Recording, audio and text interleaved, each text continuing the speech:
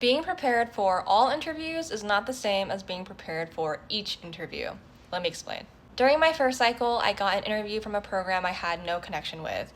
However, I felt like the day went really great. We were laughing together, I felt confident, and overall, I thought I nailed it. However, after I went unmatched, I realized that my downfall was my answer to why our program. Here's about what I said. I would really love to join your program because of your large catchment area. As someone whose primary goal is to become a very strong, comprehensive clinician and surgeon after residency, I'm really attracted to the large diversity, complexity, and volume of cases that are available at your program.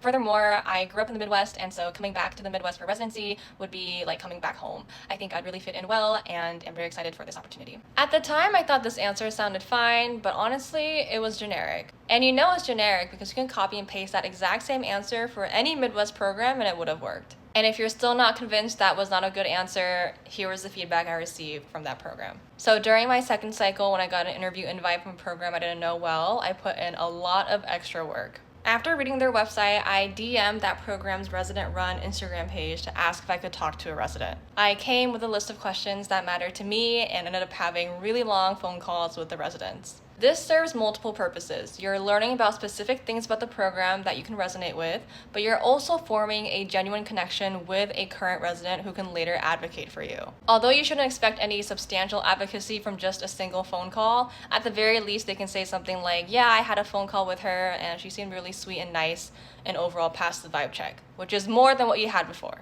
I also ask my residents at the end of the call if they have any advice for me for the upcoming interview, and usually they're able to tell you exactly what the program is looking for or what kind of applicants they view the best. This part is so valuable to you because then you can tailor your answer specifically to what that program is looking for. I am extremely interested in training at because of your resident run clinic. I actually took a research gap year between my third and fourth year of medical school that was actually a lot more clinical than it was research. I was seeing patients Monday through Friday, 9 to 5, examining them, writing their notes, ordering labs, testing, everything. And so because of that experience, I built up a very strong foundation in my clinical ophthalmic skills that I really want to build upon during residency. I actually had a great conversation with John Doe a couple weeks ago where he was telling me all about the resident run clinic, and I think that sounds like the perfect opportunity for me to really hit the ground running when I start residency. He was telling me about the high level of resident autonomy that we would have, and so I think really would be the ideal program for me to get the most out of residency training that aligns really well with my future goals of becoming a very strong, comprehensive clinician and surgeon. So truly treat each interview like it is your only one, and don't just prepare for all interviews in general and think that that would be good enough. I truly believe that for some programs you could answer every other question perfectly, but if your answer for why us isn't just as good,